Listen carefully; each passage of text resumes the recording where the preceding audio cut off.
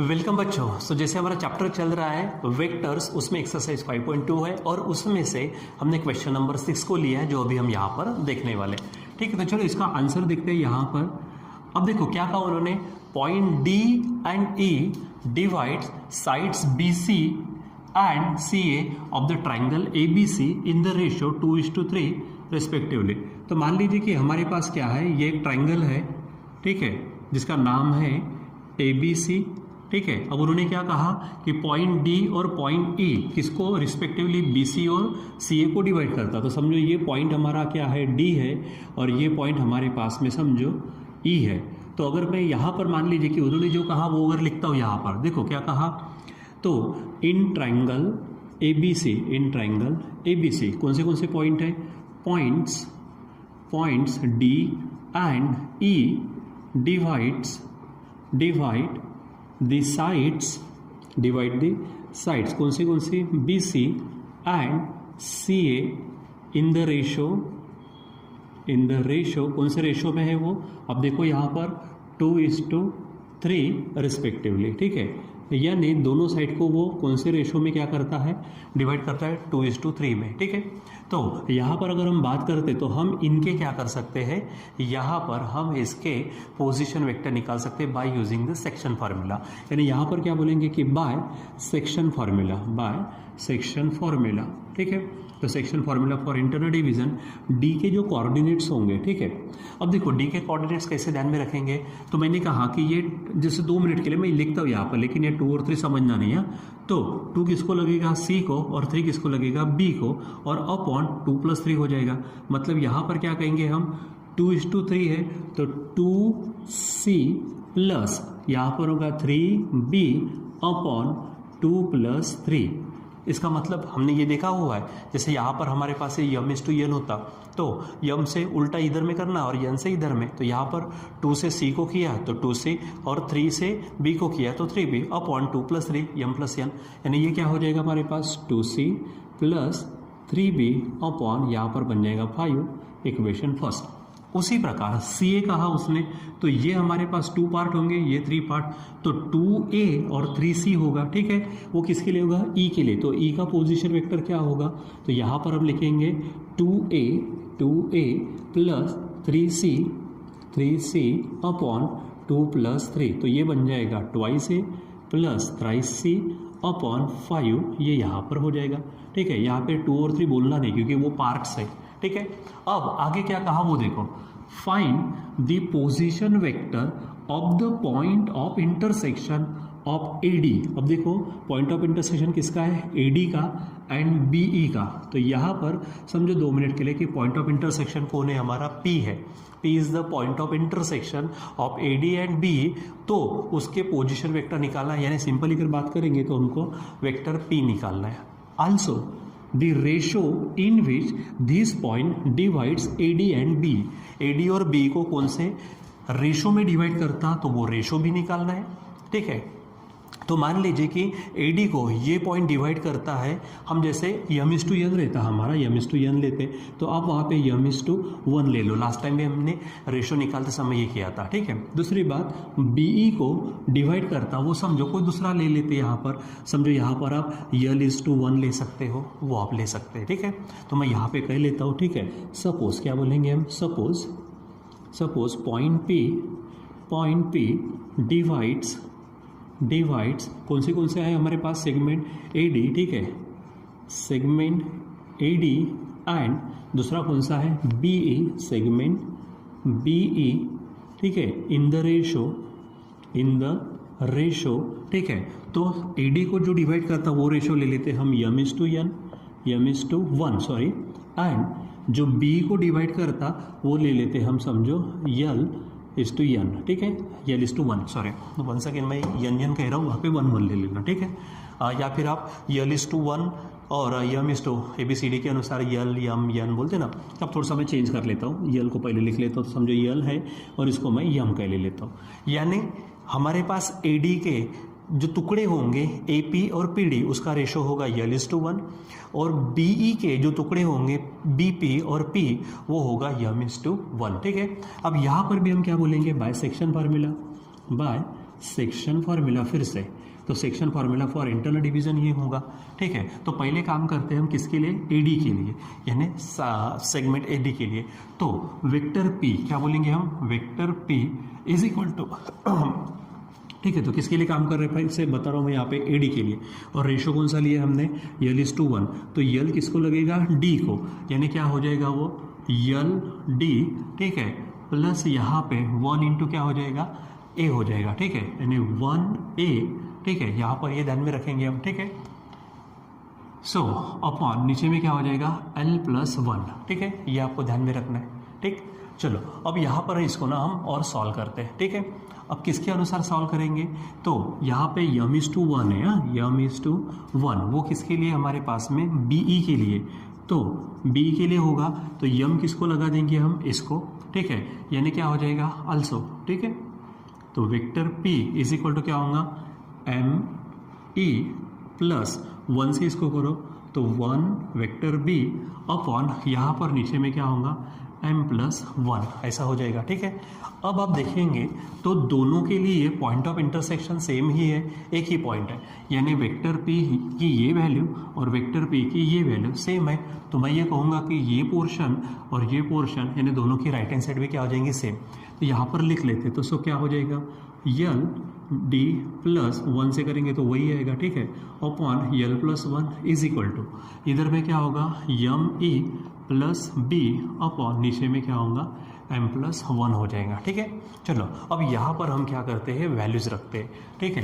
तो देखो ये यल तो है हमारे पास में, आप देखो ये जो d है, ये d आप यहाँ से रख सकते हो, क्या हो जाएगा बच्चों, वो twice c plus thrice b हो जाएगा ऐसा, अपॉन नीचे में क्या होगा यहाँ पर 5, ठीक है। और ऑलरेडी नीचे कौन है, l प्लस 1 है, ठीक है। और साथ में और कुछ है, ठीक है, ये तो d की वैल्यू है, ठीक है, प्लस ये वेक्टर a है, इसको एज इट इज रहने दो, ठीक है, इज इक्वल टू, अब यहाँ देखो ये यम है हमारे पास, अब ये जो वेक्टर e है, वेक्टर e ये होगा, यानी ट्वाइस वेक्टर a प्लस यहाँ पर होगा थ्राइस c, ठीक है, अपॉन नीचे में कौन हो जाएगा, सॉरी यहाँ पर ना ये चीज़ हमारी ऐसी नहीं होगी, ठीक है। देखो इसको थोड़ा सा गड़बड़ी हो गई हमारी, क्योंकि सामने जाकर गलती नहीं होनी चाहिए, इसलिए यहीं पे देखो d के लिए ये इतना ही पोर्शन हमारा बच्चों कौन सा है, 5 है, ठीक है। और क्योंकि ये साइड में प्लस है तो यहाँ पर हम फिर से ले लेंगे नीचे में l प्लस 1 और बाद में सॉल्व करेंगे। उसी प्रकार यहाँ पे अब देखो यम हो गया, ये e की वैल्यू हो जाएगी ये twice e plus thrice c upon यहाँ पर 5 हो जाएगा, ठीक है। और यहीं पर एक्स्ट्रा का प्लस होगा वो वेक्टर b होगा, और नीचे में फिर हमारे पास क्या हो जाएगा, m प्लस 1 हो जाएगा, ठीक है। अब यहाँ पर आपको क्या करना है, सॉल्व करते चलना है, ठीक है। तो चलो अब ये यल प्लस 1 से क्या करेंगे हम, इसको भी क्या करेंगे, डिवाइड करेंगे और इसको भी डिवाइड करेंगे, यानी क्या हो जाएगा, देखो ये यल से आप इसको मल्टीप्लाई कर दो तो क्या हो जाएगा, यहाँ पर ट्वाइस यल सी प्लस यहाँ पर थ्राइस यल बी, ठीक है, अपॉन में क्या हो जाएगा 5, और ये नीचे में l प्लस 1 होगा, प्लस यहाँ पर ये a है वेक्टर a, अपॉन नीचे में हो जाएगा l प्लस 1, ठीक। वैसा यहाँ पर देखो ये क्या होगा, twice m a plus thrice m vector c upon ये 5 हो जाएगा, यहाँ पर ये m प्लस 1 होगा, और ये वेक्टर b है, इसको भी डिवाइड होगा m प्लस 1 से। बराबर सिस्टमेटिक पद्धति से सॉल्व करो इसको, ठीक है। अब हम क्या करेंगे, यहाँ पर बराबर लिखते हैं, ठीक है। पहले वेक्टर a को लिख लेते हैं, तो वेक्टर a को इसको थोड़ा सा रीएडजस्ट करते हैं, इसको मैं ऐसा लिख सकता हूँ 1 अपॉन l प्लस 1 साथ में वेक्टर a, ठीक है, प्लस b वाले को लिख लेता है ये b वाला, तो यहाँ पर होगा थ्राइस यल अपॉन ये होगा 5 l प्लस 1 साथ में होगा वेक्टर b, प्लस यहाँ पर लिख देखो ये c वाला, तो यहाँ पर होगा ट्वाइस यल अपॉन फिर से 5 l प्लस 1 और यहाँ होगा वेक्टर c, ठीक है, इज इक्वल टू, यहाँ पर भी वैसा, तो a वाला पहले लिखते, देखो a b c वाला, ठीक है, तो ये a वाला है तो क्या होगा ट्वाइस यम अपॉन ये 5 m प्लस 1 यहाँ पर हो जाएगा वेक्टर a, ठीक है, प्लस b वाला यानी ये, तो 1 अपॉन m प्लस 1 होगा, और यहाँ पे b लगा देंगे हम, ठीक है, प्लस ये c वाला ये होगा, तो थ्राइस यम अपॉन ये 5 m प्लस 1 और साथ में होगा वेक्टर c, ठीक है। अब बराबर सिस्टमेटिक सॉल्व करो। देखो ये ए है तो ए के साथ ये है, तो इधर में ए के साथ ये पूरा है, इसको हम इक्वल बताएंगे, यानी क्या बोलेंगे, by equality of vectors, by equality of vectors. देखो थोड़ा सा कॉम्प्लिकेटेड है लेकिन बराबर काम करो। देखो इधर में ए है, ठीक है, ए का ये जो कोएफिशिएंट है, इधर में ए का कोएफिशिएंट क्या हो जाएगा 1/l+1, ठीक है, इज इक्वल टू इधर में क्या होगा 2m/5m+1, ठीक है। मैं इसको नाम देता हूँ इक्वेशन 3 क्योंकि ऑलरेडी 1 और 2 हो गया। क्या करेंगे, बी को कंपेयर करेंगे, तो बी पे यहाँ पर देखो क्या है, यहाँ पर नज़र आ रहा है 3l/5l+1 इज इक्वल टू, उधर में देखो b क्या है हमारे पास में, ये b है, यानी क्या हो जाएगा 1/m+1, साथ में भी इक्वेशन समझो, इसको मैं नाम देता हूँ 4। अब हम c को कंपेयर करेंगे, तो यहाँ पर देखो आप 2l/, ये नज़र आ रहा 5l+1 है, ठीक है, इज इक्वल टू इधर c में क्या है आप देखो तो 3m/5m+1, ठीक है, इंटू, ठीक है, वेक्टर से, ठीक है, इसको इक्वेशन क्या करते हैं हम नाम देते 5, ठीक है। चलो अब हम इन दोनों को क्या करते हैं, सॉल्व करते हैं, यानी क्या बोलेंगे फ्रॉम इक्वेशन 4 एंड 5, तो इन दोनों का रेशो लेते हैं हम। देखो यहाँ पर क्या हो जाएगा, ये 3l/ है हमारे पास में 5l+1, अब रेशो जब लेंगे तो इंटू करेंगे और इसको पलटा देंगे, मतलब होगा 5l+1/2l इज इक्वल टू, वैसा ही यहाँ पर देखो आप, ठीक है, तो यहाँ पे हमारे पास अच्छा यहाँ पर हमने ये b नहीं लिखेंगे और c नहीं लिखेंगे, ठीक है, सिर्फ हमको कोएफिशिएंट को लिखना होता है। तो यहाँ पर 1/ क्या होगा m+1 इंटू, इसको पलटा दो तो ये बनेगा 5m+1 नीचे में आ जाएगा 3m, ठीक है। चलो अब इसको सॉल्व करते हैं, तो यहाँ पर देखो ये l कैंसिल होगा, यहाँ पर 5 इसके साथ कैंसिल होगा, ये l+1 इसके साथ कैंसिल होगा, तो सिंपली इधर कौन बचेगा, तो देखो 3/2 है, यहाँ पर बचेगा 3/2 इज इक्वल टू, यहाँ m+1 के साथ कैंसिल हो जाएगा और यहाँ बचेगा 5/3m, ठीक है। अब यहाँ से m मिलेगा तो m को क्या कर लो आप इधर फेंक दो, यानी क्या हो जाएगा हमारे पास में m इज इक्वल टू, ये उधर 5/3 है, यहाँ पर 5/3 इंटू ये 3/2 उल्टा हो जाएगा, यानी क्या हो जाएगा वहाँ पर 2/3 होगा, और इसीलिए m की वैल्यू 5 2 ज़ा 10 और 3 3 ज़ा 9 मिलेगी, ठीक है। चलो अब जैसे हमने इनको कंपेयर रेशो में लिया, अब हम इन दोनों को रेशो में लेते हैं, यानी फ्रॉम इक्वेशन क्या बोलेंगे हम, फ्रॉम इक्वेशन 3, ठीक है, एंड 4th, ठीक है, तो इनका रेशो लेते हैं। चलो देखो यहाँ पर क्या है, ये 1/l+1 इंटू, अब इसको ले रहे तो पलटा दो, क्या हो जाएगा 5l+1 नीचे में आ जाएगा 3l इज इक्वल टू, सामने क्या होगा 2m/5m+1 इंटू, यहाँ पर इसको पलटा देंगे तो m+1/1 आएगा, तो उसको छोड़ दो, ठीक है, इस तरह से हो जाएगा। अब देखो यहाँ पर l+1 के साथ कैंसिल होगा, ये बचेगा 5/3l इज इक्वल टू, यहाँ पर ये यहाँ पे कट हो जाएगा तो ये होगा 2m/5, ठीक। चलो अब हम क्या करते हैं, यहाँ वैल्यू रखते, तो ये 5 है, 3l इज इक्वल टू ये 2/5 है, और m जो है तो m की वैल्यू हमारे पास क्या मिली है 10/9। तो अब इसको थोड़ा सॉल्व कर लीजिए, तो ये 2, ये होगा 5 2 ज़ा और ये 9 फिर से, यानी ये 4/9। अब यहाँ पर 5/3l है तो l को हम उधर भेजेंगे, तो 5/3 इंटू ये 9 और 4 इधर आएंगे तो 9/4 हो जाएगा इज इक्वल टू, यहाँ पर l ऊपर चला जाएगा, ठीक है। चलो अब आप इसको क्या करो, सॉल्व करो, तो यहाँ पर होगा हमारे पास में 5 3 3 ज़ा, ठीक है, और यहाँ पर बचेगा 4, तो l, इसलिए l की वैल्यू बच्चों 5 3 ज़ा 15/4 हो जाएंगे, ठीक है। तो यहाँ से अगर मैं बात करता हूँ तो m/1, क्योंकि इसके नीचे कुछ नहीं यानी 1 होगा, तो m/1 इज इक्वल टू 10/9 होगा, यानी एक तरह से हमको रेशो भी मिल गया है। वैसे ही यहाँ पर इसके नीचे कुछ नहीं यानी 1 है, तो रेशो में लेते तो l/1 इज इक्वल टू 15/4, ये रेशो भी हमको यहाँ पे मिल जाता है, ठीक है।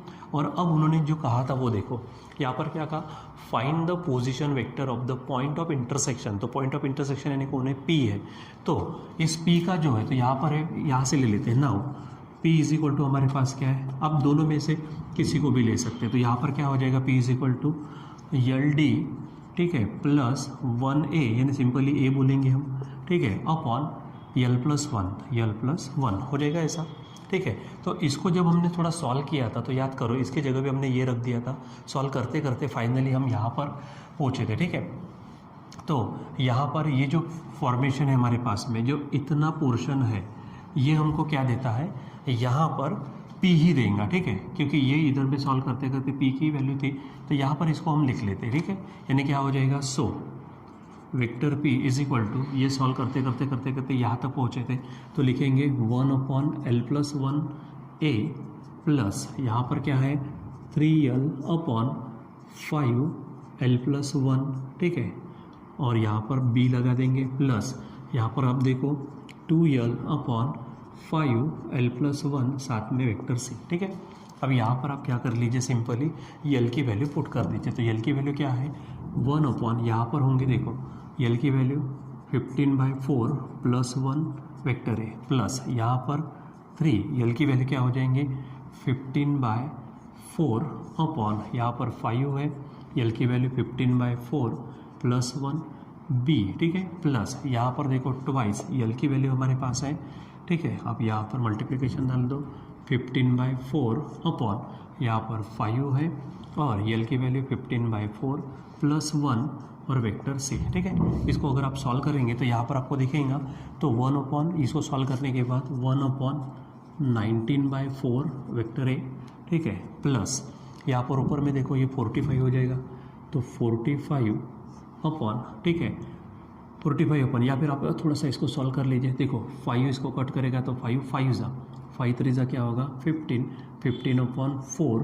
ठीक है, और फिर से नीचे में यहाँ पर सॉल्व करेंगे तो 19/4 वेक्टर भी होगा, प्लस यहाँ पर 5 3, ठीक है, तो 3 2 6, ठीक है, 6 अपॉन क्या होगा यहाँ पर हमारे पास में 4, और नीचे में हो जाएगा ये सॉल्व करेंगे तो 19/4 और वेक्टर c, ठीक है।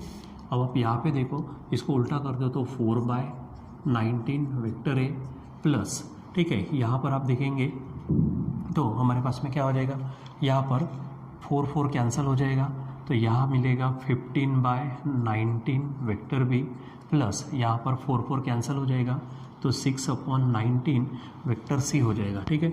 यानी पोजीशन वेक्टर ऑफ, क्या बोलेंगे यहाँ पर हम, position vector of point of intersection of AD and B, यानी vector P is equal to ये मिल जाएगा, ठीक है। एंड अगर क्या कहा था उसने, the ratio in which the point divides AD and B, तो यहाँ पर ये भी लिख देंगे, एंड रिक्वायर्ड रेशोज़, ठीक है। तो रिक्वायर्ड रेशोज़ कौन से हैं हमारे पास में, तो ये है हमारे पास में m/n, यानी कौन सा 10:9 बोलेंगे यहाँ पर हम 10:9, एंड दूसरा कौन सा है यहाँ पर l/1, यानी ये बन जाएगा 15:4, ठीक है। तो इस तरह से हमको पोजीशन वेक्टर भी मिल जाएगा और यहाँ पर रिक्वायर्ड रेशो भी मिल जाएंगे, ठीक है।